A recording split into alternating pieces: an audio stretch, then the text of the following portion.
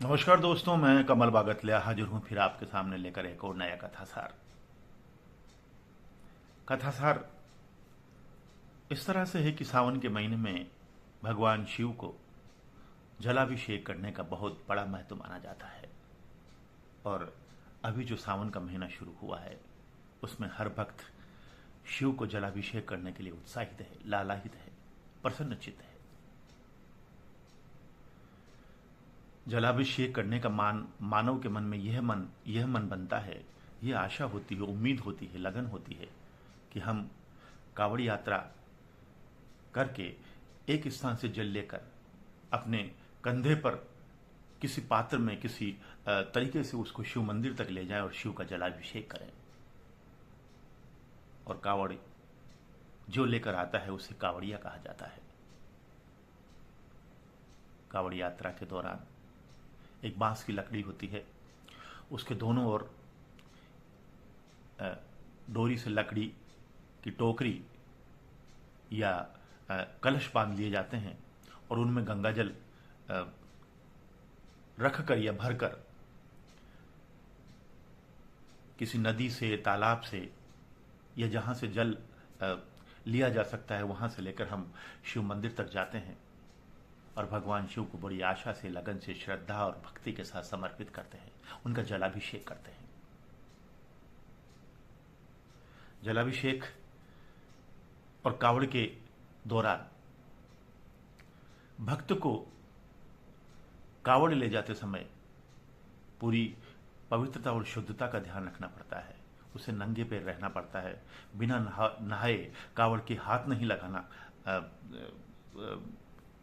का मन बनाना पड़ता है। और कावड़ जब लेके जाते हैं तो उसे कहीं भी रास्ते में नहीं रखा जाता। अगर कहीं रुकना भी होता है तो किसी दूसरे कावड़िए के कंधे पर रख दिया जाता है या फिर पेड़ पर रख दिया जाता है या किसी ऊंची चट्टान पर उसको रखा जाता है। कावड़िया जब कावड़ लेकर जाता है तो पूरे रास्ते नंगे पैर जाता है। किस तरह का साबुन, कंघी, तेल का इस्तेमाल नहीं करता और पूरे शुद्ध मन से, बिना किसी व्यसन के, यहां तक कि अपशब्द भी अपने मुंह से निकालने के लिए पाबंद हो जाता है ताकि वो संपूर्ण रूप से शिव को समर्पित हो जाए। मान्यता है कि भगवान शिव को सावन के महीने में पूरी श्रद्धा और भक्ति से जल चढ़ाने के कारण भगवान शिव अपने भोले भक्त से बहुत जल्दी ही प्रसन्न हो जाते हैं और उसकी इच्छाओं की पूर्ति करते हैं। सावन के महीने में प्रत्येक मंदिर में, प्रत्येक धर्म स्थल पर भगवान शिव को जलाभिषेक चढ़ाने की होड़ सी लग जाती है। क्या बच्चे, क्या बूढ़े, क्या महिलाएं, क्या बालिकाएं, सब भगवान शिव के जलाभिषेक करने के लिए लालायित रहते हैं, प्रोत्साहित रहते हैं। कावड़ यात्रा का किंवदंतियों के अनुसार वर्णन मिलता है कि भगवान विष्णु के अवतार भगवान श्री परशुराम भगवान शिव का जलाभिषेक करने के लिए गढ़मुक्तेश्वर गए थे और वो कावड़ के द्वारा गंगाजल लेकर भगवान शिव के शिवालय तक पहुंचे थे और वहां उन्होंने पूरी श्रद्धा और भक्ति के साथ जलाभिषेक किया था।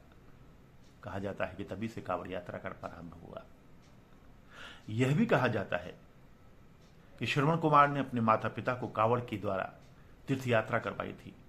वही एक बांस की लकड़ी के दोनों ओर उसने डोरी बांधकर टोकरियां बांधी और अपने माता पिता को उसमें बिठाकर पूरे तीर्थों का भ्रमण कराया।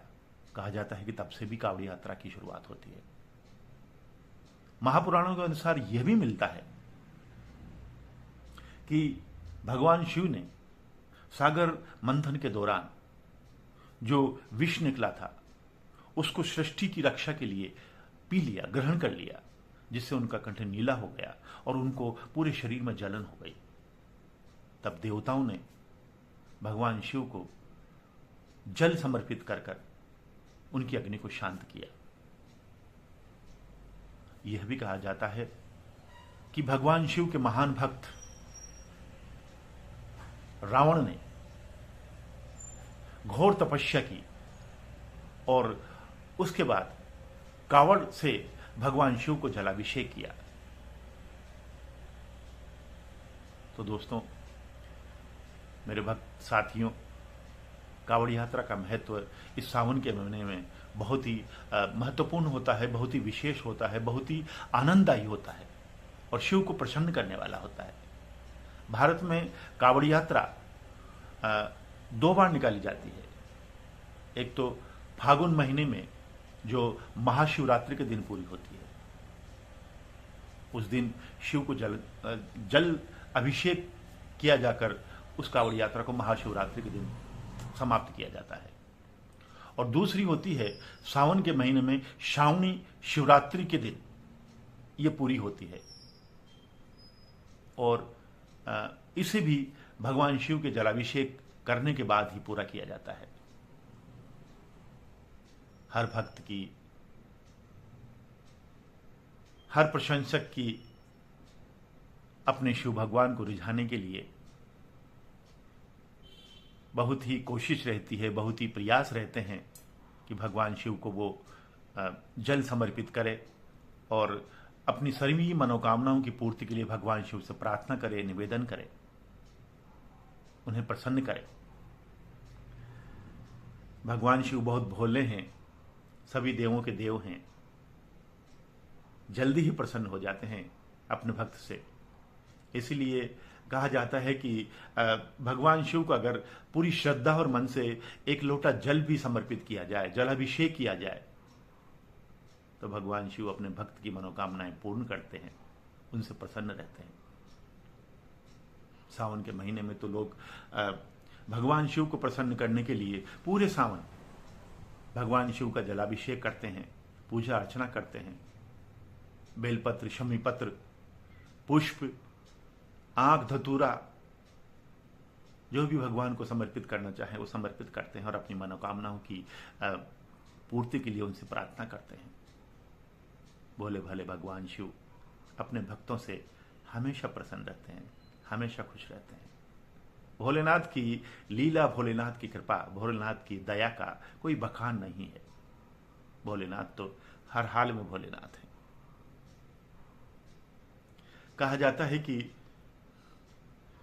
सावन है शिव का महीना, शिव करे प्रेम बरसात। सावन है शिव का महीना, शिव करे प्रेम बरसात। शिव भक्त ही समझ सके, कपटी न समझे यह बात, कपटी न समझे बात। सिर गंग धरे और रीझ पड़े भोला, प्रेम से भोला नाथ, मेरा भोला प्रेम का भोला नाथ।